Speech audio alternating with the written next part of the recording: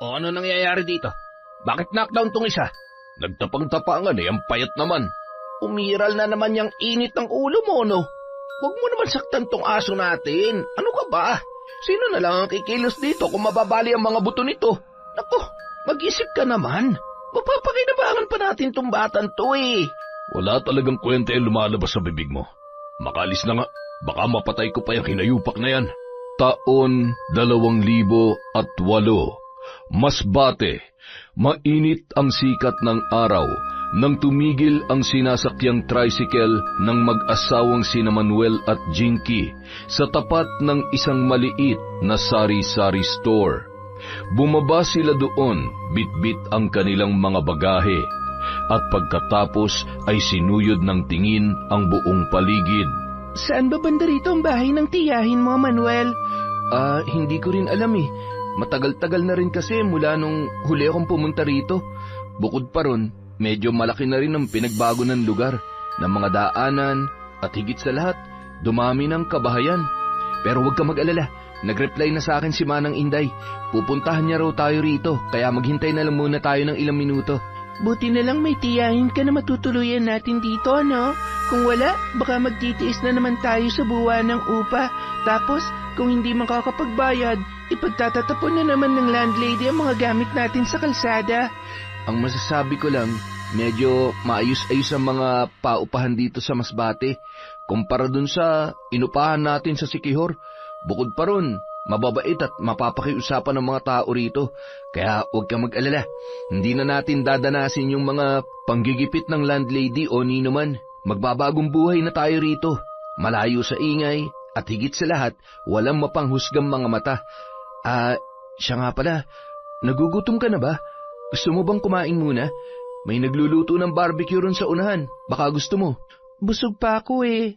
Tsaka wala akong ganong kumain. Medyo nahihilo pa kasi ako sa biyahe natin eh. Sigurado ka? Umupo ka na lang kaya muna rito.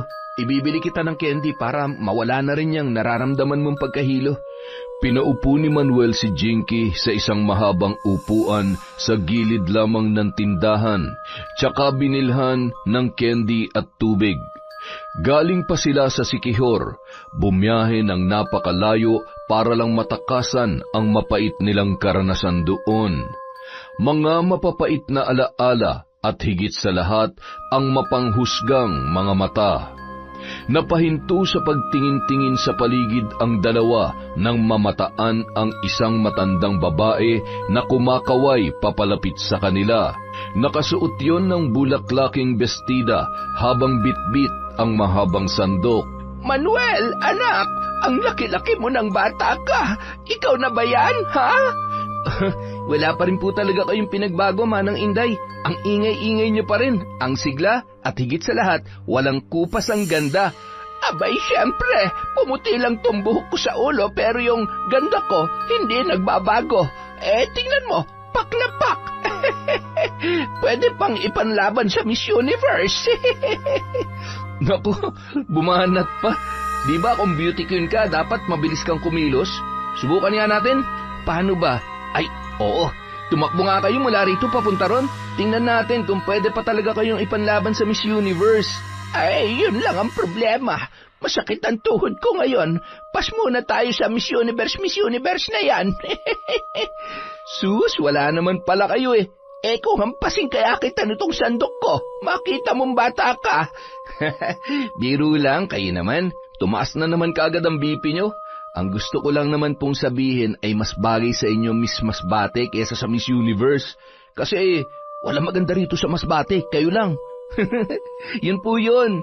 Tsaka kayo po ang pinakamaganda kong tiyahin sa balat ng lupa. Bakit? May balat ba ang lupa? Ha? Hindi ko rin po alam. Meron siguro. Siya nga po pala. Si Jinky po, asawa ko. Jinky, si Manang Inday. Yung sinasabi ko sa yung nakatatandang kapatid ni nanay. Magandang tanghali po, Manang Inday. Abay, may asawa ka na pala, Manuel. Nako, swerte mo naman at nakabingwit ka ng napakagandang babae. Buti talaga may pumatol pa sa'yo kahit nakaka-high blood yung biro mo. Ay, magandang tanghali rin. Ang ganda mo naman. Malas mo lang talaga at napulot mo tong pamangking kong mukhang unggoy. Wow, unggoy. Sakit naman nun, tiya. Grabe, kung makapanlait, parang hindi niyo ako kadugo. Huwag ka na magreklamo. Ang importante ay patas na tayo. Maingay ba ako? Pasensya ka na. Ganito talaga ang lahi namin. Walang tigil ang bunganga. Hindi naman po sobrang ingay.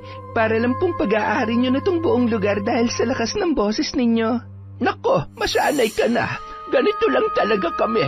Siya nga pala, ano nga ulit ang pangalan mo? Pasensya na at makakalimutin talaga ako sa mga pangalan. Pero sa usaping pagmamuka, matagal ako nakakalimot. Lalo na yung mga may utang sa akin. Jinky po. Jinky po ang pangalan ko, tiya. Kay gandang pangalan. Bagay na bagay sa'yo, Jinky. Maganda talaga ang misis ko, Manang Inday. Magaling akong pumili sus, nambobola ka lang Jinky, huwag kang magpapadala rito, ha? Nasanay na po ako sa kanya, Manang Inday. Yan nga po ang rason kung bakit ako na in love kita mo na? Ngayon niyo po sabihin na malas siya sa akin. Nahilo ako bigla sa inyo. Tara na nga. Nako, baka nasusunog na yung niluluto ko. Akin na yung ibang mga gamit ninyo at ako na magdadala. Nako, wag na po. Kaya na po namin to. Salamat nga po pala sa pagsundo sa amin dito, Manang Inday, ha? Kung hindi ko kayo pinuntahan, baka kung saan-saan na kayo nagsususuot ngayon. Matapos sabihin yon ng matanda, nagpatiuna na yung naglakad habang nakasunod naman sina Manuel at Jinky. Nang makarating sa bahay ni Manang Inday, kumain lang sila saglit at pagkatapos ay nagpahinga. Manang Inday, salamat po ulit sa pagpapatuloy niyo sa amin dito, ha. Huwag po kayong mag-alala. Maghahanap din po ako agad ng trabaho para makapag-ipon kami at makabukod na rin. Bakit nandito ka pa? Magpahinga ka na muna roon. Tsaka, walang ano man yon. Ang laki-laki kaya ng bahay na ito. Bukod pa ron ay masayang-masaya ako dahil sa wakas ay may makakasama na ako dito. Basta, salamat po ulit. Hindi lang dahil sa pagpapatira nyo sa amin dito, kundi pati na rin sa pagtayo nyo bilang magulang sa akin. Mula nung mamatay si nanay at tatay, hindi nyo ho ako pinabayaan. Wala naman akong gaanong ginagawa o naitutulong sa'yo. Meron po yung pangungumusta nyo sa akin at pagpapadala nyo minsan ng pera. Nako, matagal na yon. Pinata ka pa nga nung panahon na yun Nakakatampo pa rin talaga kasi hindi mo man lamang ako binalitaan na may asawa ka na pala. Sorry na po, Manang Inday. Nandito na nga po kami. Siya, sige. Ayos lamang yon. Siya nga pala. Ano palang rason at bakit nyo naisipang lumipat dito sa Masbate? Tsaka, hindi ko pa gaanong kilala yung si Jinky. Ano po kasi, basta mahirap po ang buhay dun Tungkol naman po kay Jinky, katulad ko, wala na rin po siyang mga magulang. Yung lola niya lang ang nagpalaki sa kanya. Kaso nga lang, namatay na po. 5 taon na nakalilipas. Hindi pa po kami mag-asawa nung mga panahon na yon. Ganoon ba? Kawawa naman pala ang batang yon. Buti talaga naisipan niyang dumito sa atin sa Masbate. Sabi ko po, mas maganda kasi ang buhay dito kumpara doon. Pero, di pa rin talaga ako kumbinsido. Dahil lang ba sa hirap ng buhay kaya kayo lumipat dito? O baka may iba pa kayong dahilan? Huwag niyo lang sabihing may tinatakasan kayong mga utang doon, ha? Nako, baka may biglang sumulpot na lamang ditong pulis ay aatakihin ako sa puso, makita mo? Grabe naman po kayo mag-isip. Wala po kaming utang doon. Nabayaran na namin bago kami nagpunta rito. Kaya wag po kayo mag-alala. Walang magpapaulan ng bala sa atin. Siya, sige. Sinabi mo oo nga pala. Sa usaping trabaho, matutulungan kita dyan. May kakilala ako rito na merong maraming trabaho. Baka pwede kang mamasukan sa kanya. Basta, sumama ka na lang sa akin bukas sa pag-aatid ng mga inangkat na gulay sa mga suki ko, ha? Sigurado po kayo? Sige po, sasama po ako. Salamat po talaga, Manang Inday. Hulog po kayo ng langit sa amin. Salamat kan salamat. Siya, magpahinga ka na muna para makabawi ka ng lakas para bukas. Sige po, opo. Salamat po ulit. Maiwan ko na po kayo. Pupuntahan ko lang po si Jinky doon sa kwarto. Pagkatapos sabihin yon ni Manuel, Iniwan niya na ang matanda na noon ay abala sa pagtatanggal ng balat ng mani. Si Manang Inday ay matandang dalaga na kilala sa lugar bilang mapagbiro, palatawa at minsan naman ay masakit magsalita. Ngunit kahit ganoon ang matanda ay busilak pa rin ang kanyang puso. Siya lamang ang takbuhan ni Manuel sa tuwing may kailangan ang lalaki, sapagkat ang mga kamag-anak niya sa ama ay walang ibang ginawa kundi ang kutyain at laitin ang kanilang pamilya, dahil sa sila ay hamak na mahirap lamang. Napahinto sa harapan ng pintuan si Manuel, saka dahan-dahang lumingon sa maliit na salamin na nakapatong sa kaliwang bahagi. Pinagmasdan niya ang kanyang refleksyon at walang kurap na inaalala ang mapapait nilang karanasan sa Siquijor. Nung mamatay ang kanyang ina ay sumugod naman ang kanyang ama. Menor de edad pa lamang si Manuel nung mga panahon na yon. Hindi niya alam kung ano ang gagawin at kung paano mamumuhay ng mag-isa. Tumira siya ng libre sa puder ng kapatid ng kanyang ama, ngunit sa kasamaang palad, ginawa lamang siyang sunod-sunuran at kaawa-awa ng tiyahin. Kaya sa labis na kalupitan ay lumayas ang binata, nagpakalayo-layo at naghanap ng trabaho. Sa murang edad ay natuto na siyang tumayo sa sarili niyang mga paa. Naranasan niya rin ang iba't ibang mabibigat na trabaho, katulad na lamang ng pagiging construction worker, tagapasan ng mga bigas at banye-banyerang mga isda sa palengke. 23 taong gulang siya nang nagkakilala sila ni Jinky. Wala na ring mga magulang ang dalaga katulad niya, ngunit swerte lamang yon dahil meron pa siyang lola na nag-aruga sa kanya. Kaso nga lamang ay namatay na rin yun, dahilan ng labis na pagkalungkot ng dalaga. Mabuti na lamang naroon palagi si Manuel para damayan siya anumang oras. Sa ilang taon nilang pagkakamabutihan ay naisipan na rin nila magsama at magpakasal. Akala nila noon masaya na ang buhay nila bilang mag-asawa, ngunit yon ay pawang kathang isip lamang. Sapagkat halos araw-araw silang namuhay na puno ng mga panghusga ng mga tao sa kanilang paligid dahil lamang sa kumakalat na maling impormasyon sa kanilang lugar. Ang lola ni Jinky ay binansagan bilang hukluban, salot at alagad ng masamang espiritu. Subalit ang totoo ay mambabarang ang matanda na walang ibang ginawa kung hindi ang tumulong sa mga taong inaapi at inaabuso.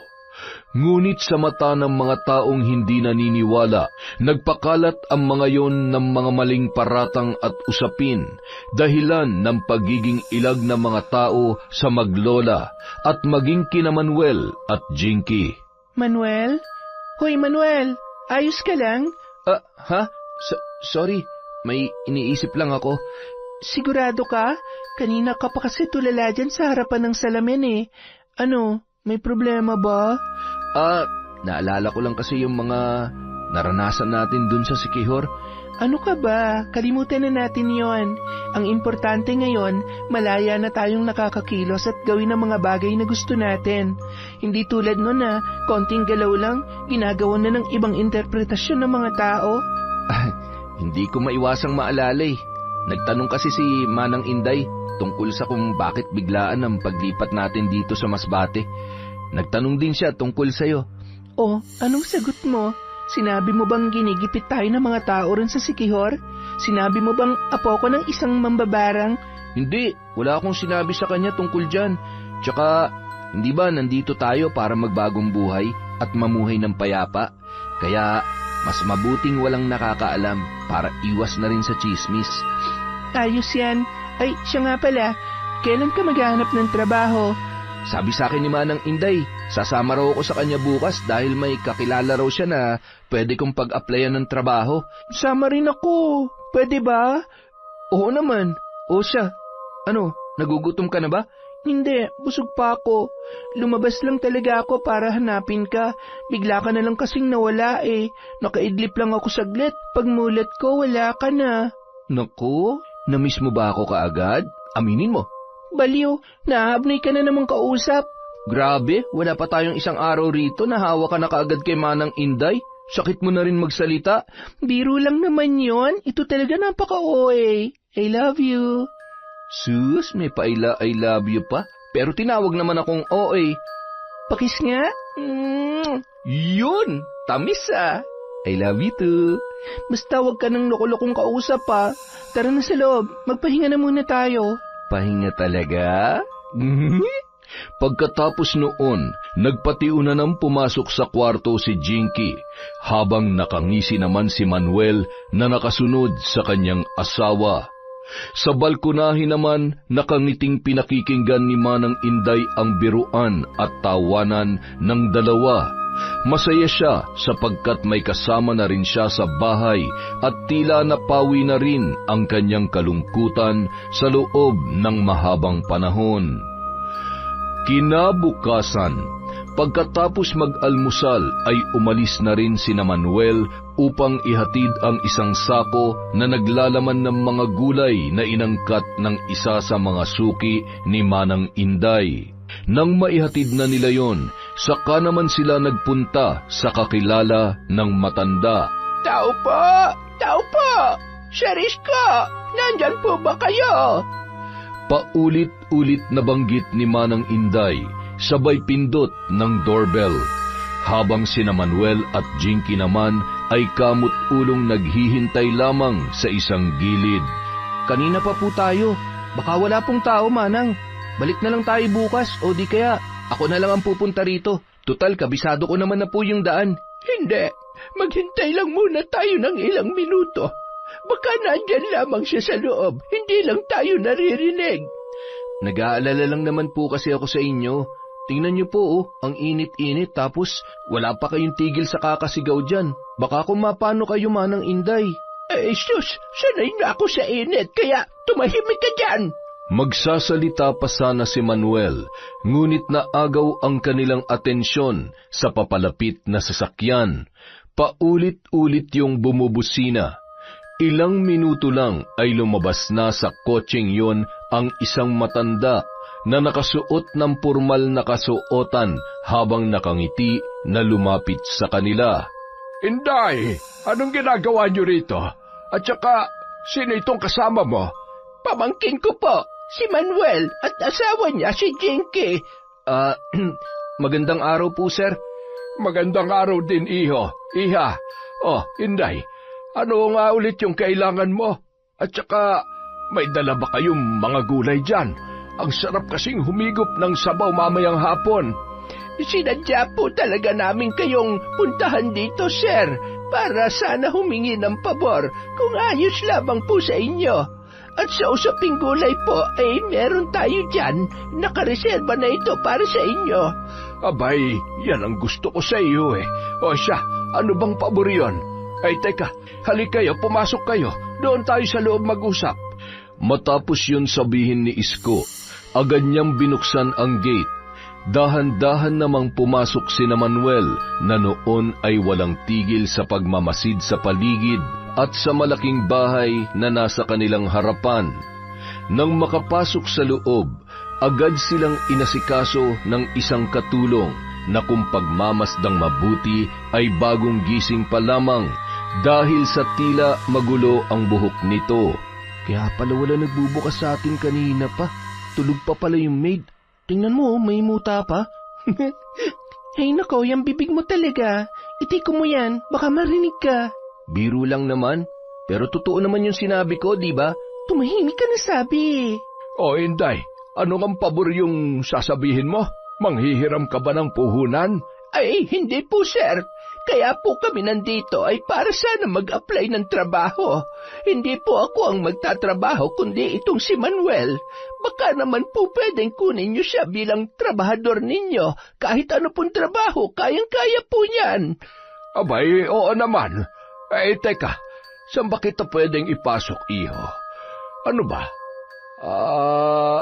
Ay oo, sa ano na lang, dun sa farm ko, sa manukan. 2 lang kasi sila ron, tapos yung mga manok doon ay dumadami na. Doon na lang kita pagtatrabahuhin. Ayos lang ba yun sa'yo, Manuel? Opo, ayos na ayos po sa akin yun. Yakang-yaka po yun. Salamat po. Walang anuman. Huwag ka mag-alala, madali lang naman ang trabaho doon. At saka, 3 naman kayo, kaya sigurado ko na hindi ka mahihirapan. Iba-iba nga pala ang manok ko sa farm. May mga panabong, may mga nangingitlog, at mga pangkarne. Basta matutuwa ka ron. Madali lang po yan, kumpara po sa mga naging trabaho ko noon. Ayos naman pala. O siya, kailan mo ba gustong magsimula? Pwede po ako kahit bukas na kaagad.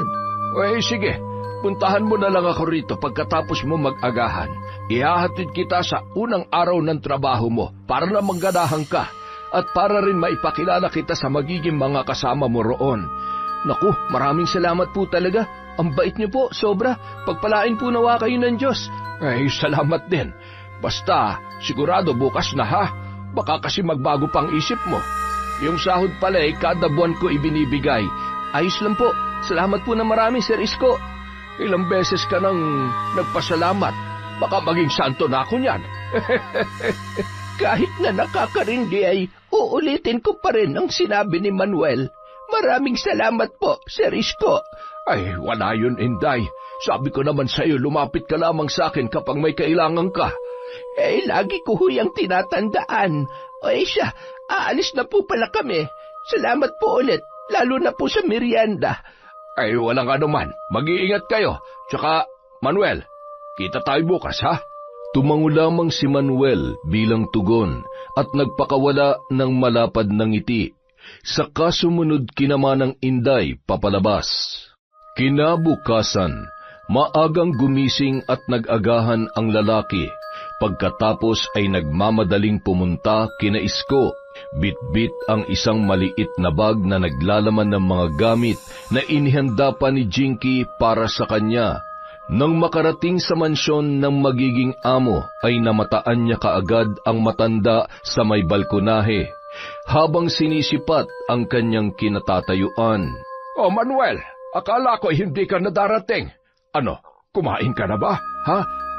Magandang umaga po, sir. Opo, tapos na po akong kumain. Tsaka, pasensya na nga po pala kung medyo natagalan ako. Naglakad lang kasi ako papunta rito sa inyo para po makatipid. Sayang kasi yung gagastusin ko pang pamasahe. Nako, ang kuripot mo naman bata ka. Pero ayos din yan. Siya nga pala, yan lang bang dadalhin mo mga gamit? Karamihan sa mga tao ko ay nagdadala ng maraming pamalit. Kasi Lunes ng umaga nandun ka na, tapos uuwi ka Sabado ng umaga para mabantayin yung mga manok natin doon. Alam mo naman sa panahon ngayon, dumadami na ang mga magnanakaw. Pero wag ka mag-alala. May kubo naman ako doon kung saan kayo pwede matulog at magpahinga. Ayos lang po yun. Tsaka sinadya ko po talagang kontian lang ang dala ko para hindi naman gaanong mabigat. Bukod pa ron, marunong naman po ako maglaba. Abay, mabuti yan. O siya, sige na. Maghanda ka na at bibiyahe na rin tayo maya-maya lang. At tsaka, hindi naman malayo rito yung farm. Ang totoo niyan, dyan lang yun sa kabilang barangay. Doon sa malaking patag, malayo-layo nga lang sa mga kabahayan. Teka, siya nga pala. Maiwanan muna kita sandali, ha? Magbibihis lamang ako saglit. Sige lang po. Tsaka, salamat po ulit, Sir Isko. Ngumiti lamang ang matanda bilang tugon kay Manuel. Saka hinabilin ang lalaki sa katulong nito, nakagigising lamang nung mga sandaling yun. Samantala, sa labas ng malaking kubo sa isang farm ay naroon sina Dodoy at Jomar na abala sa paglalaro ng baraha habang tinutungga ang tig-isang bote ng alak. Sa kanilang harapan ay may maliit na lamesa kung saan may nakahain na adobong manok na ginagawang pulutan ng 2. 8:00 pa lamang ng umaga noong mga oras na yun, ngunit ang 2 ay tila languna sa alak habang walang tigil sa paghalakhak. Ano, hindi pa ba luto yung mga itlog doon? Ano ba akala mo, Magic? Wala pa ang 10 minuto mula nung isalang ko sa kalan Ay, nako, napagulo mo. Di nakakatuwa yung para ng pagsagot mo. Ay, naku naman. ipapaalala ko lang sa'yo ha, pareho lang tayong trabahante dito, kaya limitahan mo yung pagiging palautos mo sa akin. At saka grabe kang makaasta, akala mo naman ikaw ang boss dito. Ay nako, daig mo pa si Boss Isko eh. Si Boss Isko? Buti bihira na lang dumalaw dito yung matandang yun. Huwag na sana siyang dumalaw kamo, kasi baka mabuking tayo sa mga pinaggagawa natin dito. Ano bang pinag-aagagawa natin? Wala naman ah. Sa katunayan nga, babait natin trabahante eh. Mabait talaga, kasi nga nakakalimutan natin pakainin minsan yung mga manok niya.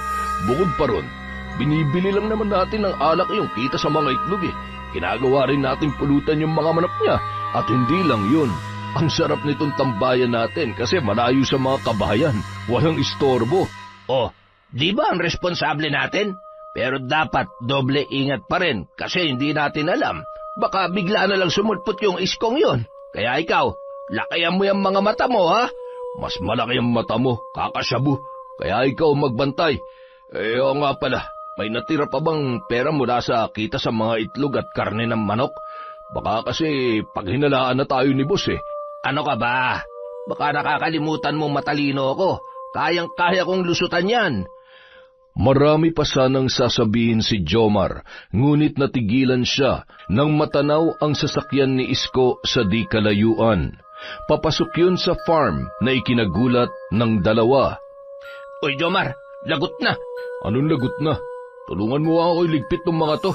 Leche, kasalanan mo to eh. Oh, anong kasalanan ko? Binanggit-banggit mo pa kasi ang pangalan ng matandang yan, kaya yan tuloy dumating. Malas, buwisit talaga. Eh, kasalanan ko ba na nagkatotoo? Itago mo nga to dun sa ilalim ng higaan. Dali na. Oh, eh, bakit ako? Dodoy naman, dali na. Ikaw na rito, ako naman nasasalubong kina Isko eh. Basta siguruhin mo na malinis dito ha. Tsaka yung mga itlog na niluto mo, itago mo rin. Madami pa naman yun. Eh, nako, kundi lang kita pinsan ako, baka matagal na kitang sinapak eh. Oy, yung bibig mo. Baka nakakalimutan mong mas matanda ako sa'yo. Oo na. Siya, punta mo na si boss.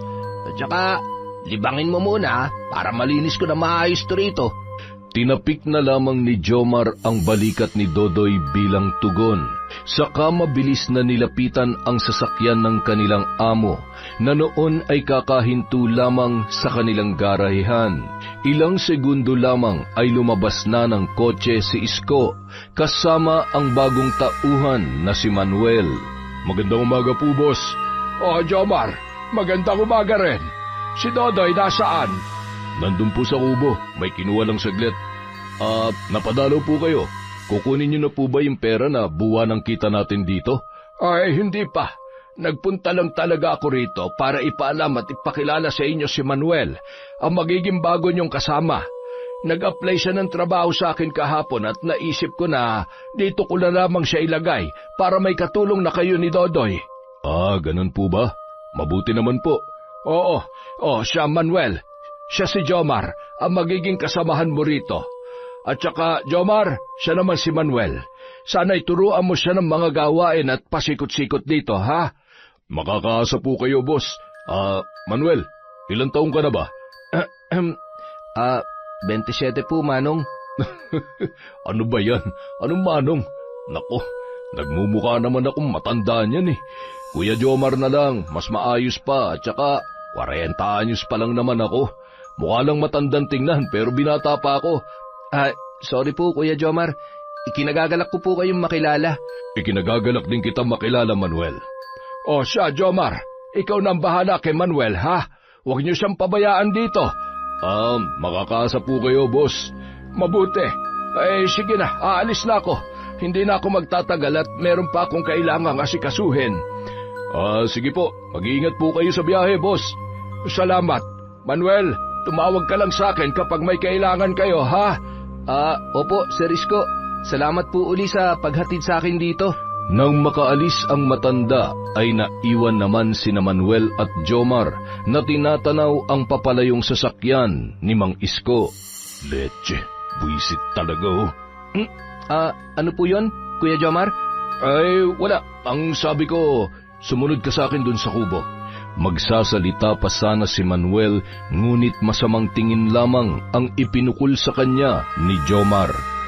Upang makisama ay sinunod na lamang yon ni Manuel. Tila hindi niya rin maipaliwanag ang mabigat na aura ng lalaki at kung titingnang mabuti, parang hindi noon nagustuhan ang pagdating niya sa kanilang farm. Nang nasa harapan na sila ng kubo, lumabas naman doon si Dodoy na nagpakawala ng malalim na buntong hininga. Kasabay noon ang paulit-ulit na pagkamot sa sariling batok. Oh, nasaan na si boss? Tsaka, sino naman to? Bagong kasama raw natin dito. Kayo na lang ang mag-usap, inaantok ako eh. Oh, saan ka pupunta? Matutulog, malamang inaantok nga eh. Kahit kailan talaga, Jomar, wala kang kwentang kausap.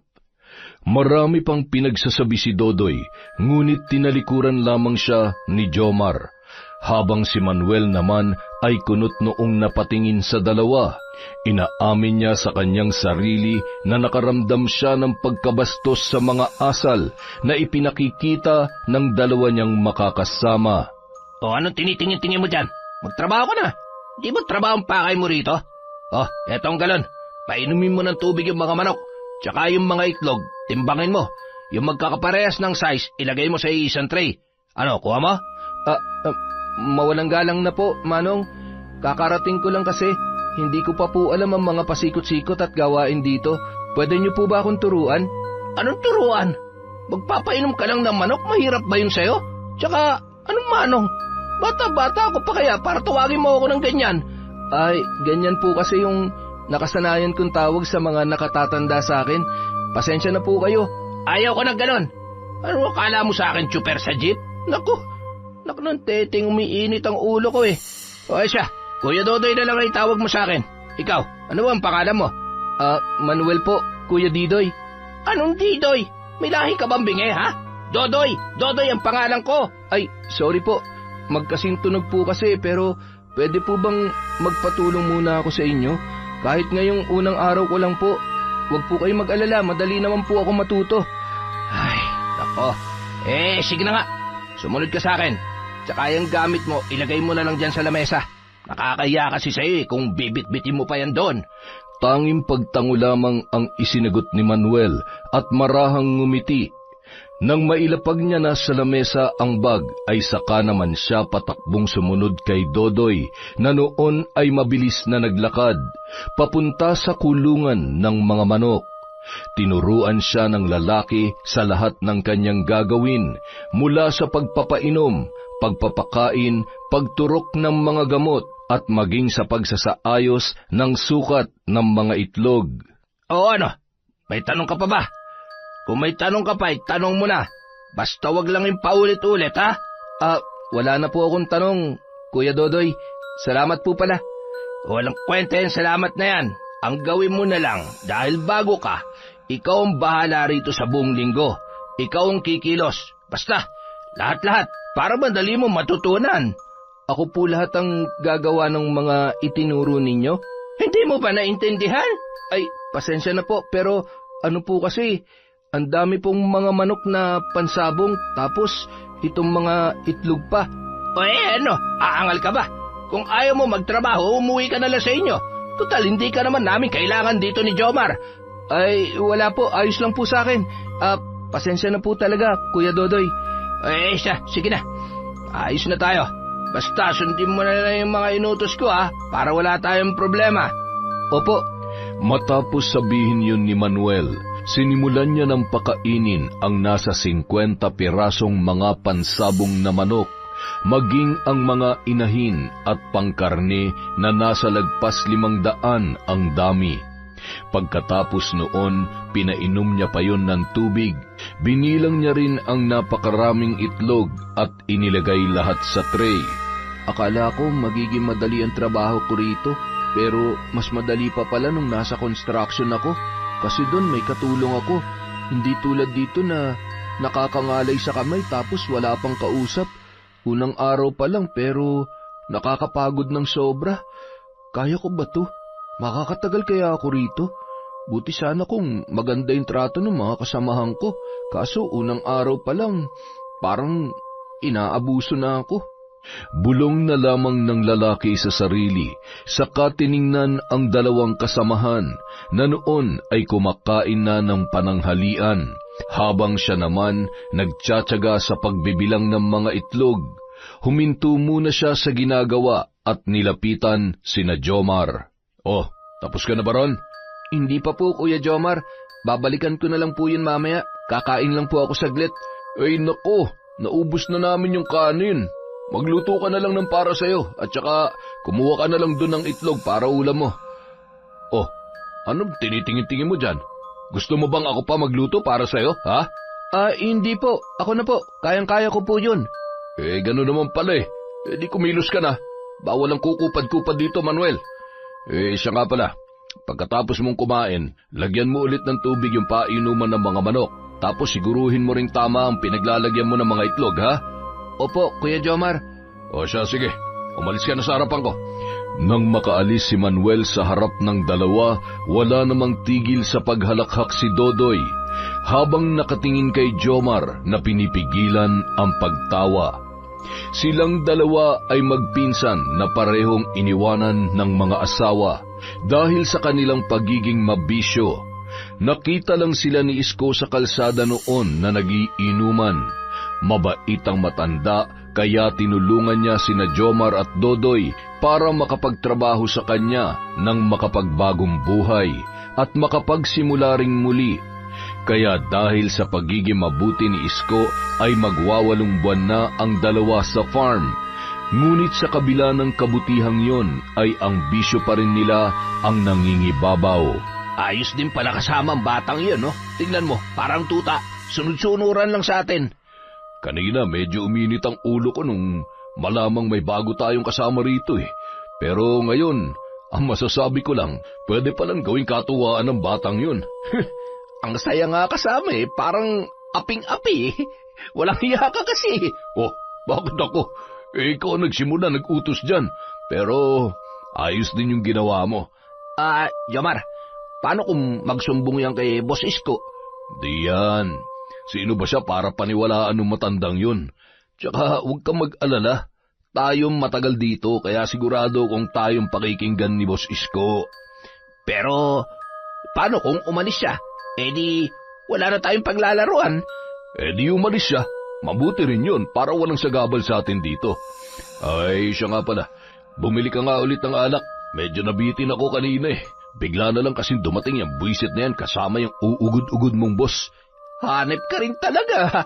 O siya, akin ang pera. Nandun sa loob. Ikaw na lang ako kumuha. Basta, walang bote ha. Hindi na umimik pa si Dodoy. Bagkus ay iniwan na lamang si Jomar na nakangising tiningnan ang kalalabas lamang na si Miguel. Hoy, saan ka pupunta? Kukuha lang po ako ng itlog na pang-ulam. Bakit po, Kuya Jomar? May kailangan po ba kayo? Kumuha ka ng 3 manok doon, tapos magpainit ka ng tubig. Ihawin mo, pangpulutan namin mamaya. Alam po ba yan ni Sir Isko? Abay, hindi mo pa ako susundin, ha? Tsaka bakit kailangan pa malaman ni Isko? Ako nandito. Ako ang pinagkakatiwalaan niya, kaya sumunod ka na lang, bago pa uminit ang ulo ko sa'yo. Hindi na lamang umimik pa si Manuel. Bagkus ay sinunod niya na lamang si Jomar. Pagkatapos niyang mananghalian ay sinimulan niya ng ihawin ang mga manok. Nang maluto yon ay saka naman niya yon binigay kina Dodoy at Jomar, na noon ay walang tigil sa kakatawa habang naglalaro ng baraha. Sa mga lumipas na araw, ganun lamang ang gawain at pakikitungo ng dalawa kay Manuel. Inintindi na lamang yon ng lalaki dahil ayaw niyang magreklamo sapagkat malaking utang na loob para sa kanya ang pagpasok sa kanya ni Isko sa trabaho, maging kay Manang Inday na tumulong sa kanya. Ayos ka lang ba? Oo, ayos lang ako. Medyo masakit lang ang bintit balikat ko. Huwag ka nilang kaya munang pumunta sa farm ngayon. Magpahinga ka na muna rito. Hindi, kaya ko naman. Tsaka kailangan kong pumunta ron. Sayang naman, 2 linggo na lang matatanggap ko na yung unang sahod ko. Pwede naman sigurong mag-absent, Manuel. Sabihin na lang natin kay Sir Isko na hindi maganda ang pakiramdam mo. Jinky naman, Hindi ba sabi ko sa'yo, ayos lang ako? Nag-aalala lang naman ako sa'yo eh. Ayos lang ako. Sige na, alis na ako. I love you. Pagkatapos sabihin yun ni Manuel, nagmamadali na siyang sumakay ng tricycle papunta sa farm. Pagkarating niya roon, bumungad naman kaagad si Jomar na masamang-masama ang tingin sa kanya. Hoy, bakit ang tagal mo? Ano akala mo, boss ka rito? Pasensya na po, Kuya Jomar. Pasensya, buwisit. O siya, pakainin mo na yung mga manok. Marami na ring itlog na kailangan kunin at ilagay sa tray, kaya bilisan mo ng kilos dyan. Hindi na lamang umimik pa si Manuel, bagkus ay sinunod niya na lamang ang lalaki. Ilang minuto ang lumipas ay dumating na si Dodoy, bitbit ang isang maliit na pakete. Inabot yon ng lalaki kay Jomar, saka tahimik na pumasok sa kubo. Kitang-kita yun ni Manuel kung kaya't dahan-dahan siyang sumilip sa likurang bahagi ng kubo kung saan may maliit na butas. Kitang-kita niya ng sandaling yon ang pinaggagawa ng dalawa, ang maraming foil sa sahig at ang mga maliliit na pakete ng ipinagbabawal na gamot. Dulot ng mga nasaksihan, mabilis siyang naglakad palayo roon at pilit na lamang itinuon ang atensyon sa kanyang ginagawa. Isang araw, inip na ako rito Ano bang pwedeng gawin? Psst! Hoy! Halika nga rito! Ano po yun, Kuya Jomar? Ipaganda mo nga ako ng tubig, maliligo ako. Tsaka, pagkatapos, ibili mo ako ng soft drinks. Bagong sahod ka, di ba? Kaya ilibre mo naman kami. Yun po ang problema. Naubos na kasi yung pera ko, pinambayad po sa kuryente. Jesus, nagpapalusot ka pa dyan. Dali na, imposible namang maubos yun sa kuryente lang. Huwag ka na maramot, hindi ko pa namang gusto yung ganyang ugali ng tao. Wala na nga po sabi. Aba, hoy, matapang ka na ba ngayon, ha? Kung upakan kaya kita dyan. Sige, upakan mo. Hindi ako natatakot sa'yo. Aba, malakas na ang loob mo, ha? Matapos sabihin yun ni Jomar, mabilis niyang pinagsusuntok si Manuel, dahilan ng pagbagsak noon sa lupa. Nang mga sandaling yun, kalalabas lamang ni Dodoy sa kubo, bagong gising at nagulat pa yon nang makita sina Manuel at Jomar. Oh, ano nangyayari dito? Bakit lockdown tong isa? Nagtapang-tapangan Ang payat-payat naman. Umiral na naman yung init ng ulo mo Huwag mo na masaktan tong aso natin. Ano ka ba? Sino na lang ang kikilos dito? Kumabali ang mga buto niyan, ha? Nako, mag-isip-isip ka naman. Mapapakinabangan pa natin tong batang to Wala talagang kwenta yung mga lumalabas sa bibig mo, no? Makalis na nga, baka mapatay ko pa yung hinayupak na yan. Siya, magpakalayo-layo ka na muna at magpakalma. Nang makaalis si Jomar, kunot noon namang sinuri ni Dodoy ang kalagayan ni Manuel. Hoy, gising ka ba? Hindi ka naman hinimatay, no? Kasi kita naman na mulat pa yung mga mata mo. Baka nahilo ka lang talaga sa lakas ng kabao ni Jomar. Ginalit mo pa kasi. Alam mo namang kasing tikas ng katawan nun si Manny Pacquiao.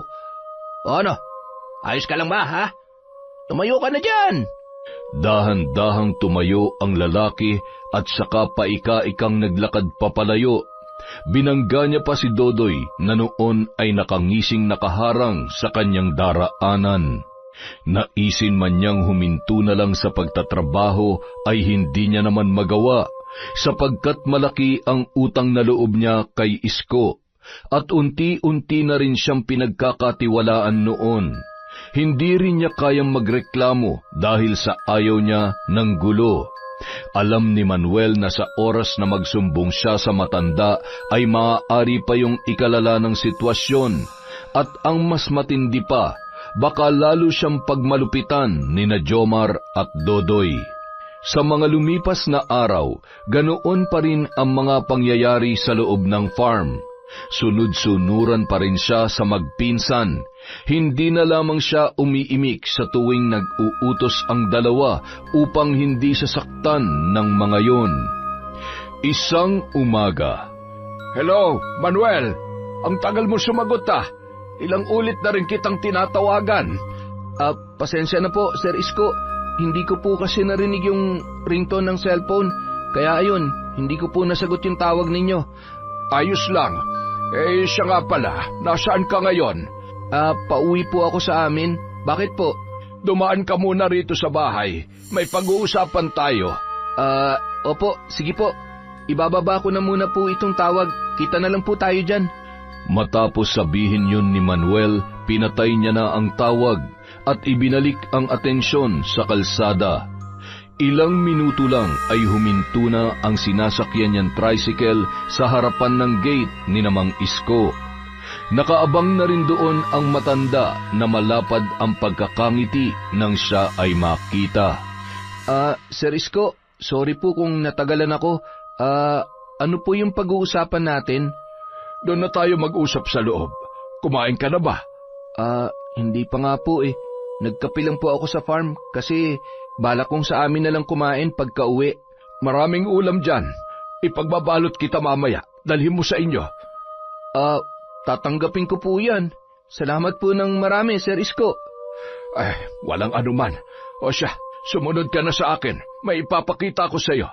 Magtatanong pa sana si Manuel, ngunit tinalikuran na siya ng matanda at pagkatapos ay nagpunta sa likod bahay kung saan may ilang sasakyan na nakaparada. Marunong ka bang mag-drive, Manuel? Hindi po ako marunong magmaneho ng kotse, sir. Pero motor po, marunong ako. Bakit niyo po naitanong? Kukunin niyo po ba akong driver ninyo? Nako, hindi ko kailangan ng driver kasi marunong naman ako mag-drive. Okay po. Pero bakit niyo po natanong kung marunong ako mag-drive? Kasi may ibibigay ako sa iyo. Malaking tulong to para mabawasan ang gastos mo sa pamasahe. Tsaka para pwede ka ring umuwi at pumunta sa farm kahit anong oras mo gustuhin. Pero laging tatandaan na trabaho muna at tuwing Sabado lamang ang uwi kapag day off mo. Motor? Ibibigay niyo ho sa akin yan? Sigurado po ba kayo? Siguradong sigurado. Ayaw mo ba? Libre po ba yan? O kakaltasin niyo po sa sahod ko? Libre ito para sa'yo. Kaya tanggapin mo na sa ayaw at sa gusto mo. Naku, nakakahiya naman po. Tsaka, bakit po ako ang bibigyan niyo niyan? Bakit hindi sina Kuya Jomar at Kuya Dodoy? Matagal na po sila sa farm at sila yung mga nauna niyong trabahante doon. Bibigyan ko rin sila, pero hindi pa sa ngayon. At saka, bawal bang bigyan kita nito? Tanggapin mo na. Sa katunayan nga ay para na rin kitang pamangkin, Manuel. Dahil si Inday, tinuturing ko rin yung sarili kong kapatid. Naku, nakakahiya po, sir, pero salamat ho ng marami. Tatanggapin ko po ito kahit nakakahiya man. Ay nako, huwag ka na mahiya sa akin. O siya, gamitin mo na yan pauwi sa inyo. Basta sigurado ka na kaya mong imaneho yan, ha? Huwag po kayo mag-alala, marunong po ako nito. Mabuti naman. Sige na, umuwi ka na para makapagpahinga ka na rin. Bukas babalik ka na naman sa farm. Basta, ingatan mo tong motor.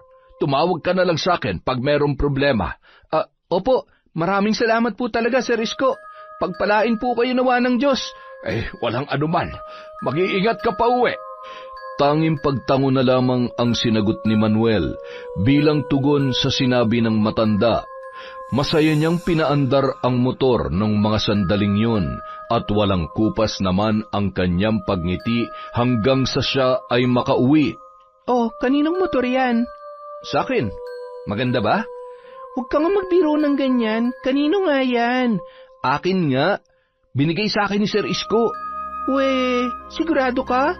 Bakit ka naman niya bibigyan ng motor? Para magamit ko. Papasok tsaka pauwi dito. Tsaka para makatipid daw ako sa pamasahe. Bukod pa ron, malakas si Manang Inday kay Sir Isko. Kaya eto, maganda ba ang bago kong motor? Maganda yung motor pero yung may-ari, hindi. Grabe ka naman sa akin. Hindi mo ba ako na-miss, ha? Hindi, pasensya na. Tsaka, sino ka ba naman para ma-miss ko? Sino ko? Siyempre, ang pinakagwapo mong asawa. Ang kapal mo talaga. Sus, kau naman, di na lang sumakay. Siya nga pala, si Manang Inday nasaan? Tsaka may dala pala akong mga ulam dito. Bigay sa atin ni Sir Isko. Maagang umalis si Manang Inday Ang sabi niya, maniningil daw siya ng utang. Ganun ba? O siya, mauna na lang tayong kumain. Sige, akin na yan. ihanda ko lang dun sa lamesa. Ikaw naman, maligo ka tsaka magbihis ka. Ang baho mo. Grabe naman talaga. Bago pumasok sa loob ng bahay, tiningnan niya pa ng mabuti ang bagong motor na ibinigay sa kanya ng kanyang amo. Pagkatapos ay sinundan na sa loob ang kanyang asawang si Jinky. Kinabukasan, 4:00 pa lang ng madaling araw ay nasa farm na si Manuel.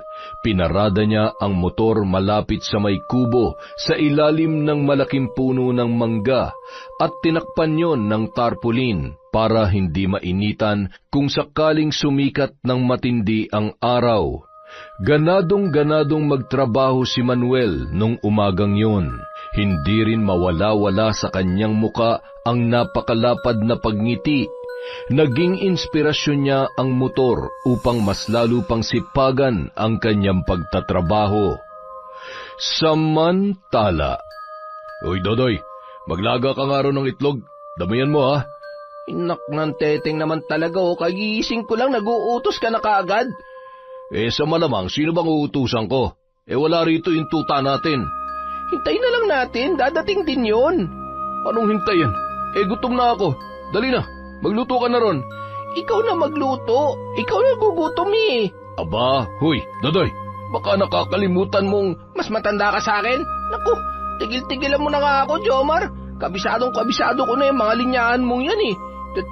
Teka, kaninong motor yan? Motor? Nasaan? Ayun oh. Aba, oo nga no. Tara, tingnan natin. Nagpatiunang naglakad si Jomar papalapit sa kinaroroonan ng motor. Sumunod naman sa kanya ang kanyang pinsan na si Dodoy. Ang ganda nito bagong-bago. Kanino kaya to? Kay Seris ko siguro. Pero nasaan siya? Tsaka ang aga pa para pumunta siya rito. Baka nandyan lang yung matandang yun. Nagtitingin-tingin ng mga manok. Tingnan mo nga. Jomar naman, ang dami mong utos. Namimihasa ka na talaga eh. Susunod ka ba o gugulpihin kita? Oo na, ang init ng ulo mo eh. Ay, teka, si Manuel ba yan? Ang aga niya naman yata, pero mabuti na rin na nandito na siya para may utusan na tayo. Bata! Hoy! Hoy, bugok! Lumapit ka nga rito, bilisan mo! Tawag ni Jomar kay Manuel na noon ay papalapit na sa kanila. Bit-bit ang 2 galon na tubig. Ano po yun, Kuya Jomar? Siya nga po pala. Tapos ko na pong pakainin yung mga manok. Pinainom ko na rin ng tubig. At yung mga itlog, nabilang ko na po at nailagay ko na sa tray. Mabuti naman kung ganon. Siya nga pala. Kaninong motor yan? Akin po yan. Brand new? Grabe, ang yaman mo naman, bata. Bigay lang po sa akin yan. Nino? Sa kakilala ko lang po, Kuya Jomar. Sinong kakilala ba yan? Anong pangalan? O baka naman may hindi kami nalalaman. Mukha ka pa namang sipsip. Po? Ano pong ibig niyong sabihin? Ang ibig kong sabihin, kanino galing to? Bakit hindi mo mabanggit ang pangalan niya? Huwag mo sabihin si Isko ang nagbigay sa iyo niyan. Ano, si Isko ba? Mukha pa namang papaborituhin ka ng matandang yun. Hindi po, Kuya Jomar. Galing po yan sa pinsan ko. Ay, siya, sige. Sinabi mo eh. Ganda, Grabe, mamahalin to. Nasaan yung susi? Pahiram naman Ay, pasensya na po pero hindi ko po pinapahiram yung motor ko kung kani-kanino lang eh. Anong sabi mo? Ba't tinatanggihan mo ba ako, ha? At saka anong kung kani-kanino lang? Kilala mo naman kami. Ang sabihin mo, maarte ka lang. Napakahinayupak mo talagang bata ka. Uupakan kita dyan eh. Gusto mo bang isako kita? Sige po, isako nyo. Ano bang akala nyo sa akin? Takot sa inyo? Uy, Kuya Jomar, malaki lang yung katawan mo pero yung utak mo singliit ng langgam. Anong sabi mo? Mabilis na sinunggaban ng suntok ni Jomar si Manuel na noon ay nanlilisik na rin ang mga mata sa galit. Nagpagulong-gulong ang dalawa sa lupa habang walang tigil sa pagsusuntukan. Hoy! Kayong dalawa, tumigil nga kayo dyan! Jomar, kaya aga-aga pinatulan mo na naman yung bata! Sino bang hindi papatol? Sinabihan pa naman ako maliit ang utak. Sabihin mo nga, Dodoy, paano ako kakalma ng ganon, ha? Ay, naku naman, tigilan mo na yan, Jomar! Hoy, bata, pahiram muna nito, ha? Patawa-tawa pa ang lalaki habang hawak ang susi ng motor. Pagkatapos ay sabay silang pumasok ni Dodoy sa kubo. Naiwan naman noon si Manuel na walang tigil sa kakaubo, kasabay din noon ang pag-agos ng dugo sa kanyang ilong. Tumayo siya at umupo sa mahabang upuan sa labas lamang ng kubo. Sa ilang minuto niya roon ay lumabas naman sina Jomar at Dodoy. Pormadong-pormado ang dalawa habang hinahagis-hagis pa sa ere ang susi ng motor ni Manuel. Akin na yung susi ng motor ko! Mga peste kayo! Itiko mo yung bibig mo, kung hindi paduduguin ko ulit yan. Huwag mo nang patulan yan, Jomar. Tara na! Hoy bata, tumabi ka nga. Pahiro muna nito motor mo, ibabalik din naman namin mamaya eh. Hindi, akin na yung sabi. Ang ingay mo. Tatabi ka ba o gusto mo itali kita patiwarik dyan sa puno? Tabi! Pagkatapos sabihin niyo ni Jomar ay mabilis niyang itinulak si Manuel, dahilan ng pagkatumba ng lalaki. Umalis na rin ang dalawa pagkatapos noon, dala-dala ang motor ng kanilang katrabaho. Sinubukan pa yung pigilan ni Manuel, ngunit wala naman siyang nagawa. Wala rin siyang tigil sa pagsisisi sa sarili dahil sa dinala niya pa sa farm ang motor na alam niya namang pwedeng pagdiskitahan ng magpinsan. Kinagabihan, 8:00 na ng gabi nang bumalik sina Jomar at Dodoy. Langung-lango ang dalawa sa alak. Wala na rin sa ayos magpatakbo ng motor at ang mas malala pa na ikinagulat ni Manuel ay ang halos sira-sira ng harapan ng kanyang motorsiklo. Ano nangyari sa motor ko? Mga hayop talaga kayo. Yang hihiram na lang kayo pero kung makagamit kayo, wagas. Pwede ba tumahimik ka? Walang iya. Mapapatay na talaga kita eh. Eh di patayin mo. Hindi ako natatakot sa'yo. Puro ka lang daday. Tsaka, kung mamamatay man ako, sisiguruhin ko mumultuhin kita gabi-gabi hanggang sa mamatay ka sa takot. Anong sabi mo? Leche ka. Dahil lang sa motor mong ang pangit, nagkagayan ka na?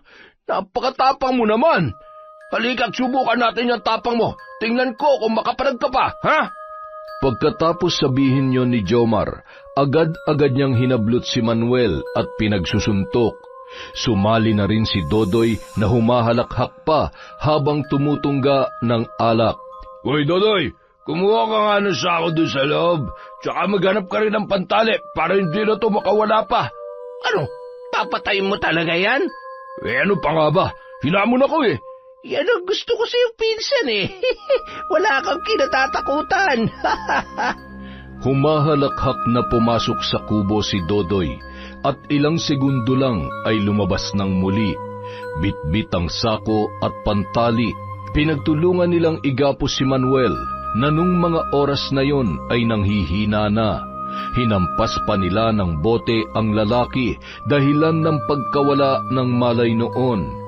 Ilang minuto lang ang lumipas ay pinasan ni Jomar si Manuel. Dinala nila yon sa bahagi ng farm kung saan masukal at may sapa. Mga walang hiya kayo. Pagbabayaran yung lahat ng ito. Sisiguruhin kong mas malala pa ritong dadanasin ninyo.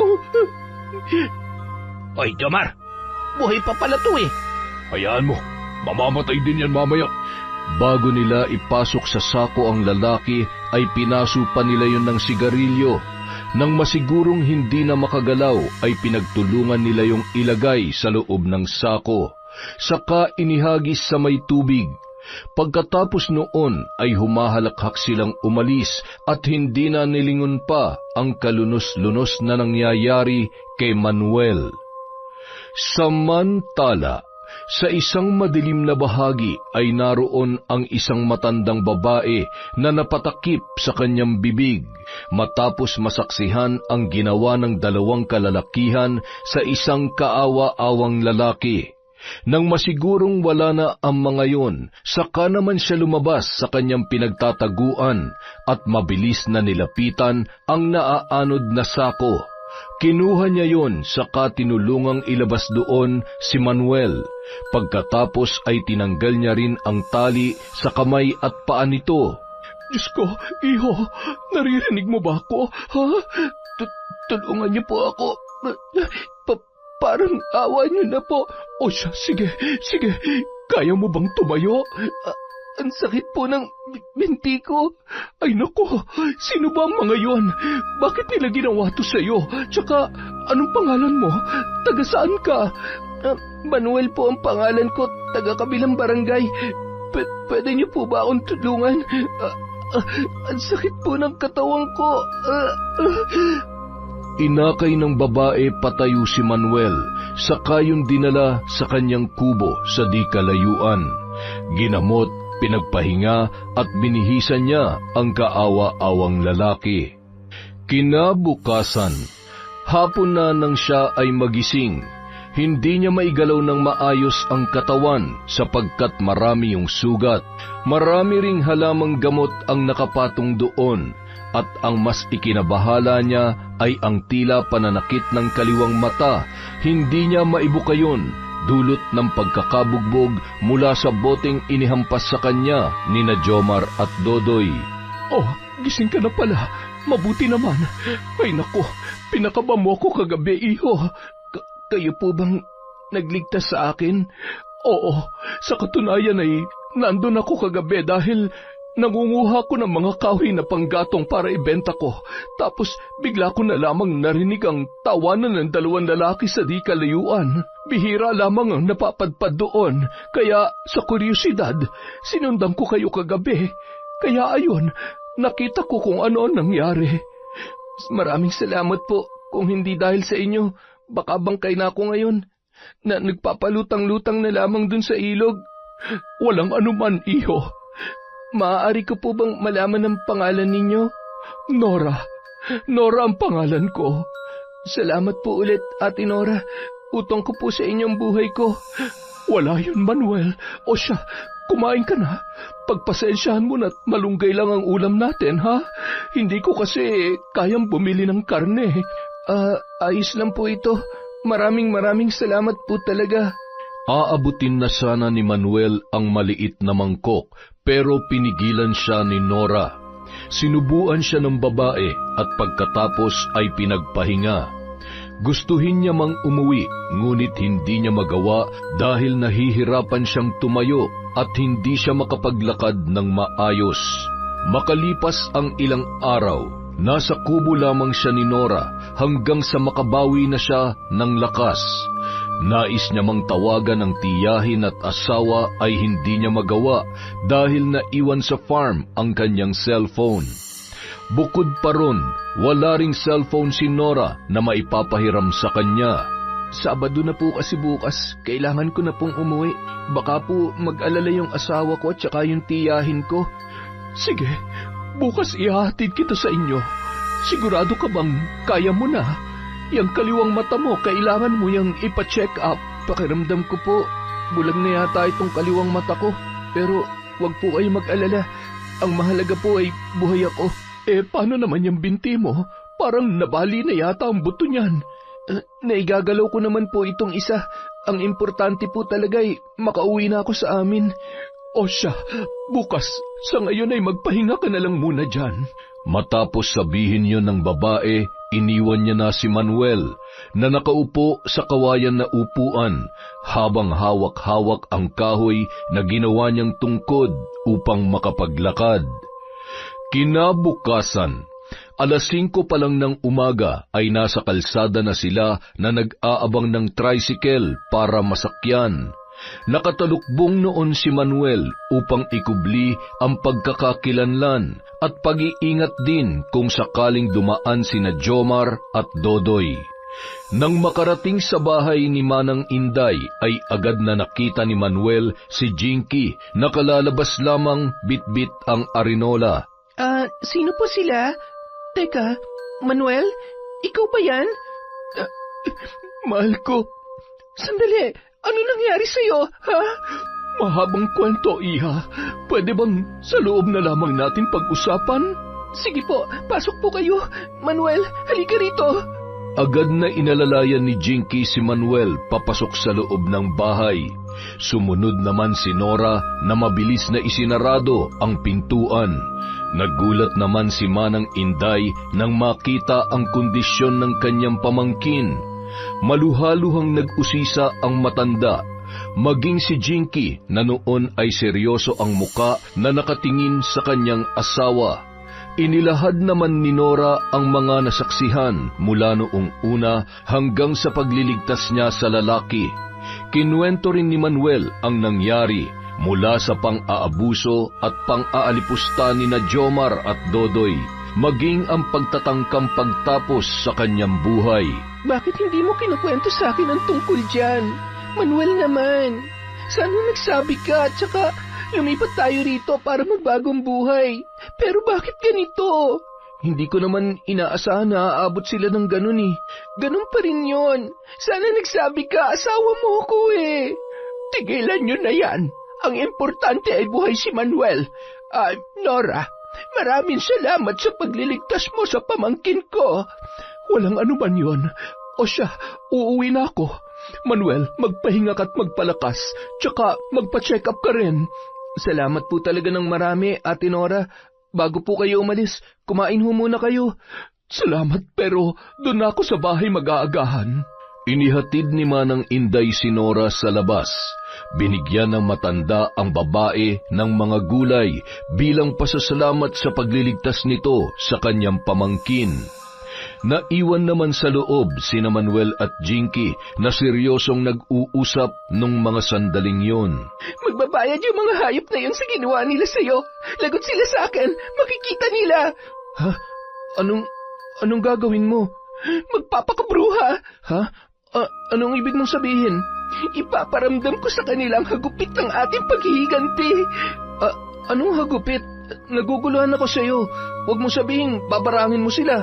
Hindi ka naman mambabarang tulad nung lola mo, hindi ba? Oo, pero tinuruan niya pa rin ako. Anong gusto mong gawin ko? Tumahimik na lang at hayaan sila sa ginawa nila sa'yo? Hayaan mo na lang na batas ang humusga at magparusa sa kanila. Ano? Ikukulong lang, tapos makakalaya rin at makakapanakit ulit? Ang mga taong ganyan, dapat tinuturuan ng leksyon, Manuel. Marunong kang mambarang, iha? Napalingon ang dalawa sa may pintuan, kung saan seryosong nakatingin sa kanila si Manang Inday. Ha? Opo, tinuruan po ako ng lola ko nung nabubuhay pa siya. Paano ba yan? Tutulungan kita. Basta maparusahan lamang ang may gawa nito kay Manuel. Po? Ayos lang po sa inyo na gumamit ako ng barang? Oo, basta magdusa lamang sila. Manang Inday, Jinky, ano ba kayo? Hayaan nyo ng batas na humusga sa kanila. Tumahimik ka, Manuel. Hindi na nakaimik pa si Manuel.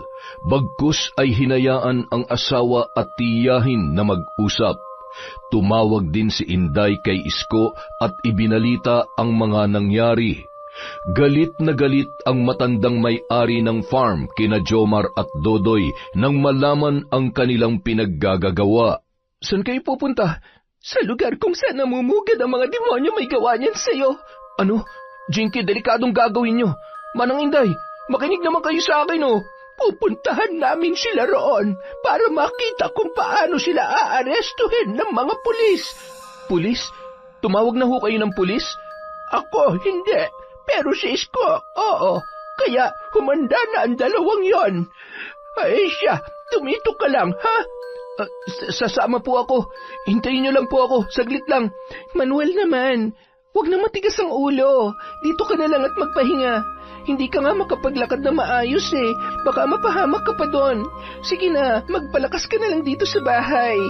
Napatango na lamang si Manuel at sinundan ng tingin ang asawa. Naghanda muna sina Jinky at Manang Inday bago umalis at nagtungo sa farm. Samantala, habang nakasakay sa tricycle ay hindi maiwasan ni Jinky na maikuyom ang kanyang mga kamao. Napahawak siya sa kanyang bulsa kung saan naroon ang isang kwintas na ipinamana pa sa kanya ng kanyang yumaong lola. Ang kwintas na yun ay sumisimbolo sa kanilang lahi na mambabarang. Ang palawit noon ay mukha ng kanilang sinasamba sa tuwing gumagawa sila ng ritual o orasyon. Ayos ka lang ba, iha? Malapit na pala tayo. Ayos lang po ako, Manang Inday. Kayo po. Ay, siya nga po pala. Mamaya kung may makita kayong maaari natin magamit sa pambabarang. Kunin niyo po at ibigay niyo po sa akin. Katulad ng ano, iha? Pasensya ka na. Wala talaga akong alam tungkol sa pambabarang. Hindi nga ako naniniwala sa ganoon dati, pero ang sabi-sabi ay totoo raw yon. Pero huwag ka mag-alala. Naniniwala ako sa iyo, basta hindi mo lamang ikapapahamak yan. Huwag po kayo mag-alala, Manang Inday, lalo na't ang ating pinaghuhugutan ay ang magturo ng leksyon sa mga nagkasala at bigyan sila ng karapat-dapat na parusa sa salang kanilang ginawa kay Manuel. Mapanganib po ang pambabarang kung sama-sama kayong gagamitin laban sa mabuting tao dahil maaaring malupit ang balik nun sa akin. Mabuti naman kung ganon. Basta kung may maitutulong ako, sabihan mo lamang ako kaagad. Tanging pagtango lang ang isinagot ni Jinky bilang tugon sa matanda. Nang makarating na sila sa farm ay agad nilang inikot ang paningin at hinanap ang dalawang katrabaho ni Manuel na sina Jomar at Dodoy. Agad naman nilang namataan ang dalawang lalaki sa harap ng kubo kung saan masayang nag-iinuman habang naglalaro na naman ng baraha. Galit na lumapit si Jinky at kasabay noon ay ang pagsipa niya sa lamesa dahilan ng pagkatumba noon at pagkahulog ng mga bote ng alak. Hoy, baliw ka bang babae ka? Sino ka ba para mag-amok dito, ha? Buisit ka. Wala kang respeto. Ano bang kailangan mo? Tsaka paano ka nakapasok dito? Kumalma ka lang muna, Jomar. Ako nang kakausap dyan. Miss, ano bang kailangan ninyo? Pwede ba mag-usap tayo ng mahinahon? Ang ganda mo pa naman, sayang. Napahinto sa pagsasalita si Dodoy dahil sa malakas na sampal ni Jinky na mas lalong ikinagulat ng dalawang lalaki. Aba, hoy, bakit mo ako sinampal? Wisit ka. Pinakiusapan na nga kita ng maayos tapos sasampalin mo lang ako. Maliw ka ba? Gusto mong makatikim nitong kabaw ko? Mga hayop kayo. Anong ginawa niyo kay Manuel, ha? Wala kaming ginagawa kay Manuel. Tsaka, yung lalaking yun, hindi na namin yun nakikita dito. Mag-iisang linggo na. Hindi ba, Jomar? Totoo yun. Akala nga namin ay ayaw niya na magtrabaho dito eh. Mga sinungaling kayo. Aamin kayo o hindi? Nababaliw ka na ba talaga? Ano bang pinuputok ng butsi mo, ha? At saka, anong sinungaling? Pwede ba umalis na kayo? Dodoy, palisin mo na yung mga yan dito. Magsasalita na sana si Dodoy, ngunit nagulat sila nang may dumating na mga pulis sa farm. Kasama noon si Isko na seryoso lamang ang muka. Anong ginagawa dito ni Sir Isko? At saka, bakit may kasama siya mga pulis? Magmamaang-maangan pa talaga kayo, ha? Siya, huwag na kayong tumakas at nang hindi na magkagulo pa. Ano? Tumahimik ka nga, matanda ka. Wala kaming kasalanan. Buisit. Dodoy, takbo! Pagkatapos sabihin yon ni Jomar, kumaripas na siya ng takbo. Kasunod naman si Dodoy na tila nahihilo pa dahil sa kalasingan. Agad naman silang hinabol ng mga pulis. Mabuti na lamang ay naabutan sila at napusasan kaagad. Boss Isko, wala kaming kasalanan. Tumahimik ka, Jomar. Alam ko na ang mga kabulastugan na ginagawa niyo rito at pati na rin ang pagtangkang pagpatay kay Manuel. Ano? Wala kaming ginagawa kay Manuel. Maniwala kayo, boss. Gusto kong malaman mo na buhay si Manuel at alam na namin ang lahat-lahat. Buisit. Wala kaming kasalanan, sabi. Nagsisinungaling lang ang Manuel na yan. Siya pa talagang pinaniniwalaan nyo. Kami nga itong matagal na nag-aalaga nitong farm nyo.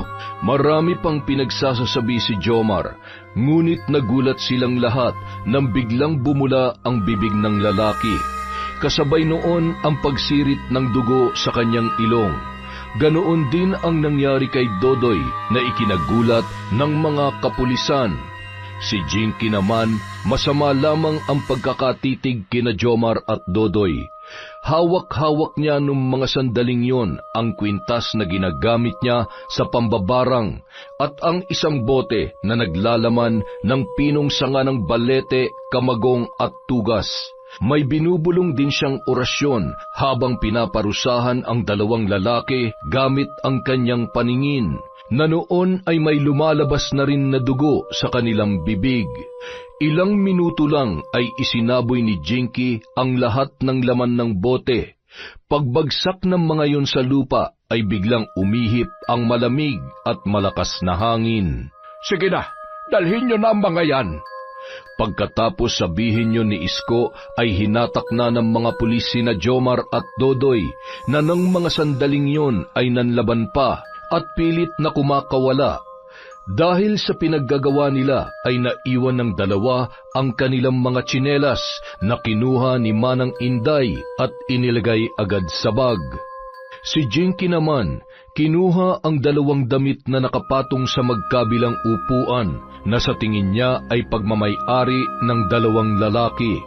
Itinago niya rin yon at isinilid sa plastik na kanyang daladala. Hinuli na sila. Ligtas na kayo. Ganoon din si Manuel. Marami pong salamat, Sir Isko. Walang anuman yon, Inday. At saka, hindi lang naman tungkol to kay Manuel, kundi pati na rin sa kasakiman ni na Jomar at Dodoy sa pangangalaga nila rito sa farm. Tama po kayo dyan, Sir Isko. Ay, siya nga po pala. Pwede po ba ako ulit humingi ng pabor sa inyo? Ay, sige lang. Ano ba yon? Medyo nahihirapan po kasi si Manuel sa paglalakad. Yung kaliwa naman niyang mata ay hindi na naibubuka. Tapos yung katawan niya puno ng mga paso ng sigarilyo at mga pasa. Pwede po bang dalhin niyo siya sa ospital? Ay, mabutit sinabi mo kaagad yan. O siya, sige, tara na. Sumakay na kayo sa kotse para mas madali tayong makarating sa inyo. Nang makarating sila sa bahay, nadatnan nila si Manuel na nakaupo sa mahabang upuan sa labas. Nakayukuyon na tila iniinda ang pananakit sa tagiliran at maging ang mga braso na nagdudugo pa. Nagmamadali nilang dinala yon sa pinakamalapit na ospital at ipinagamot. Jinky, iha, ayos ka lang ba? Halika rito. Ayos lang po ako, Manang Inday. Nakakalungkot lang po talagang isipin na muntikan na mawala sa atin si Manuel. Maging ako man ay nag-aalala, pero ang importante ngayon, siya ay ligtas na. Siya nga pala, ako na magbabantay sa kanya rito. Umuwi ka muna sa bahay. Hindi ba't parurusa mo pa yung 2 hayop na yon na siyang may gawa nito sa asawa mo? Hindi na po ako makapaghintay na magdusa sila, Manang Inday. Ikaw ba ang may gawa ng pagsusuka nila kanina ng dugo? Opo, ako po. Pero patikim pa lamang yon. Dahil mamayang gabi, sisiguruhin kong mas matindi pa rin ang dadanasin nila. Pagkatapos nilang mag-usap, umalis na agad si Jinky. Nagmamadali siyang umuwi at inihanda ang mga gamit sa pambabarang, maging ang kahon na naglalaman ng mga gamit na ipinamana sa kanya ng kanyang lola. Binuksan niya yun at inilatag sa sahig upang sa ganon ay maihanda na niya sa gagawing ritual. Kinagabihan, eksaktong 6:00, nasa loob ng madilim na kwarto si Jinky. Nakaluhod sa gitna ng mga kandilang kanyang sinindihan, habang sa kanyang harapan naman ay naroon ang isang santo na gawa sa kahoy. Nagsimula sa kanyang pag-oorasyon ang babae. Tumigil lamang siya pagsapit ng eksaktong 12:00 ng gabi, kung saan mas klaro ang liwanag ng dilaw na buwan. Nang maupos ang mga kandila ay naging madilim sa buong silid. Tanging ang sinag lamang ng buwan na tumatago sa bintana ang kanyang nagsisilbing ilaw. Kinuha niya ang tsinelas at damit na pagmamay-ari ng 2 tao na kanyang babarangin. Inilagay niya yon sa loob ng palanggana kung saan maraming halamang herbal at mga kahoy na katulad ng balete. Binuhusan din niya yon ng 2 bote ng langis na halos 3 dekada na ang tagal ng pagkakaburo. Walang tigil sa pagsasambit ng sagradong orasyon ang babae, habang sinasaboy ang mga dinikdik na pukyutan, garapata at putakti, maging ang kuko ng mga manok ay kanyang inihalo doon. Pagsapit ng 3:00 ng madaling araw, sinindihan ni Jinky ang laman ng palanggana. Nagdulot yon ng mahinang pagliyab. Unti-unti ring tinupok ng apoy ang damit at tsinelas na naroon, na ikinangisi lamang ng babae. Nilagay niya rin ang papel na may pangalan ni na Jomar at Dodoy, kasabay ng pagsambit ng mga salita na tanging siya lamang ang nakakaunawa. Samantala, sa kulungan, walang tigil sa pagmumura si Jomar habang sinusuntok ang pader. Insan naman eh. Ano ka ba? Umupo ka nga rito. Kagabi ka pa ganyan, nakakahilo na. Tumahimik ka dyan kung ayaw mo suntukin kita. Leche talagang buhay to. Buisit. Hindi naman natin alam na may sapusa palang buhay ng Manuel na yun. Sana tinalian na lang natin yun ng lubid sa leeg, tsaka pinalambitin sa puno ng mangga. Ang sakit ng lalamunan ko. Jomar! Hindi ako makahinga. Ha? Ang init ng katawan ko at saka ng binti ko. Parang may kuryente. Ang sakit. Jomar, tulungan mo ako. Agad na nilapitan ni Jomar si Dodoy na nung mga sandaling yon ay may lumalabas ng dugo sa kanyang bibig, kasabay ang tila pagsusugat ng kanyang balat na kalaunan ay may nagsilabasang nana na may halong maliliit na garapata. Nagulat na lang sila nang bigla na lang mabali ang binti ng lalaki. Ah! Dodoy, hoy, ano pa nangyayari sa'yo? Mabilis na tumayo si Jomar at tinawag ang mga pulis para sabihin ang nangyayari. Ipinaalam ang kalagayan ng kanyang pinsan na nung mga sandaling yon ay bigla na lamang bumulwak ang itim na likido mula sa kanyang bibig. Ilang sandali pa, binawian na ng buhay ang lalaki na ikinagulat ng lahat ng naroroon. Teka, saan niyo siya dadalhin? Sasama ako, pinsan ko yan! Hoy, palabasin niyo ako rito! Kahit anong pagpupumilit ni Jomar, hindi siya pinagbigyan ng mga pulis. Bagkus ay itinulak lamang siya ng mga yon pabalik sa kulungan. Makalipas ang 3 oras, mula nang ilabas ang bangkay ni Dodoy ay bigla namang nakaramdam ng panghihilo si Jomar. Unti-unti rin siyang nakaranas ng pananakit ng balat, dulot ng tila hindi maipaliwanag na pagkalmot ng kung anong hayop sa kanyang katawan. Nakaramdam din siya ng tila pamamaga ng kanyang paa. Nagkaroon yon ng bukol na pumutok din at kalaunan ay may lumabas na kulay itim na malapot na likido. May kahalo yung mga putakti. Nakahiga lamang siya sa sahig at nagmamakaawa sa mga kasamahan sa kulungan na siya ay tulungan. Ngunit nagbingi-bingihan lamang ang mga yon at nagbulag-bulagan sa kanilang nasasaksihan.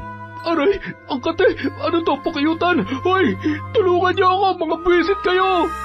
Humalakhak lamang ang mga nakakakita sa kanya, sapagkat wala namang kung anong hayop o insekto doon na katulad ng kanyang binabanggit. Sa mga lumipas na oras, parang lantang gulay na si Jomar, nakahiga sa sahig habang naliligo sa sarili niyang pawis at nana. Nilalangaw na rin siya ng mga sandaling yon, mabuti na lamang ay na-rescue siya at nadala sa ospital. Nung araw ding yon, pinutol ng doktor ang mga binti ng lalaki upang hindi na lumala at kumalat ang impeksyon. Ang ikinakasama ng loob ni Jomar ay ang unti-unting panlalabo ng kanyang paningin at sa lumipas na mga araw, tuluyan na siyang nabulag. Dinala rin siya sa mental hospital sapagkat tila nasisiraan na siya ng bait. Samantala, grabe ang mga nangyari nitong nakaraang araw. Hindi pa rin ako makapaniwalang namatay sa barang ang Dodoy. Teka, Dodoy nga ba yun? Basta, grabe. Ang lupit mo, Jinky. Tapos yung isa ay nawalan na ng gana mabuhay dun sa mental. Hindi po ganun ang iniisip ko magiging kapalaran nila. Ngunit ang barang na po ang kusang gumawa ng paraan na siyang nagdikta ng sasapitin nilang dalawa. Masakit man hong isipin pero yun po ang pasya ng tadhana. Ang mga taong may dalisay na puso lamang ang makakaligtas sa barang ko, Manang Inday. At sa tingin ko, ang kabusilakan ng puso, hindi nananahan sa kanilang kalooban, kaya sinapit nila mapait na pangyayaring yon. Kinakabahan ako sa kakayahan mo, Mambarang Iha.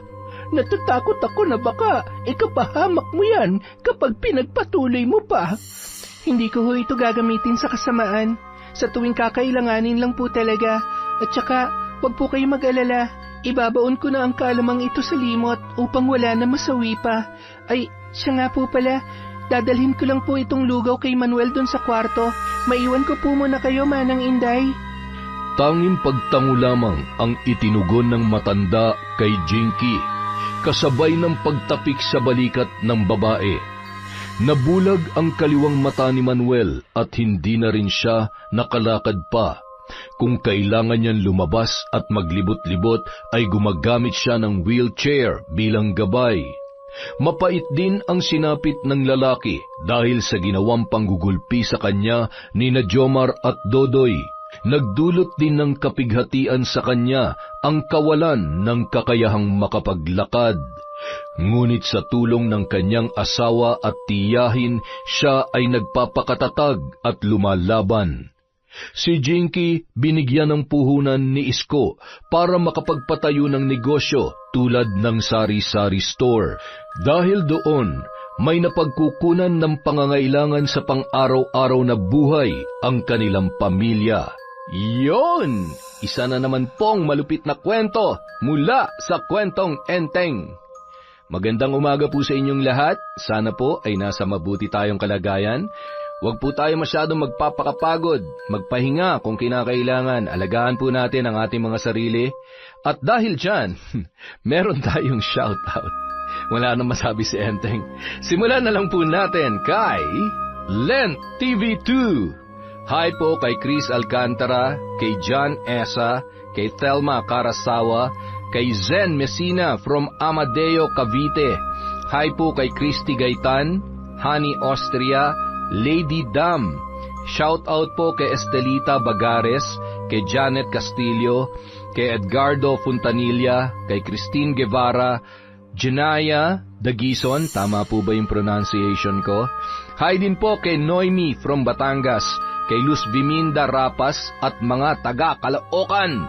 Hello po kay Janet Vergara of Pampanga from Jobert, San Juan. Hello kay Dimples Yumi.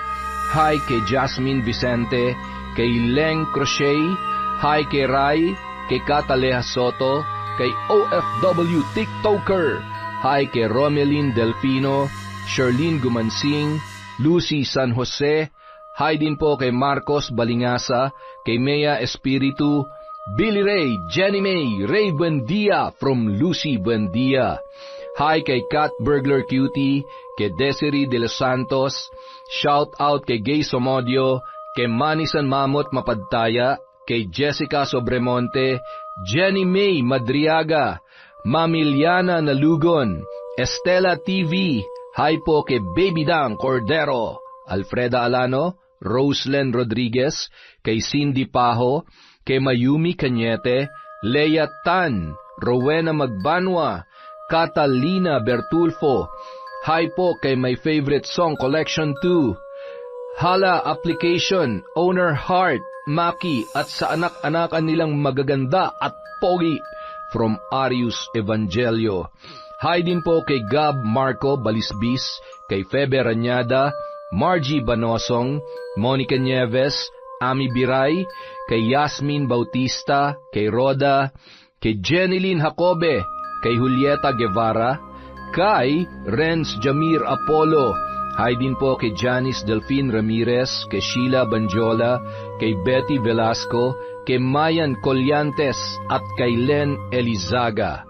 Kung hindi ko po kayo nabanggit, may bukas, may isa-isang araw pa po tayo. Maraming salamat po mula sa Kwentong Enteng.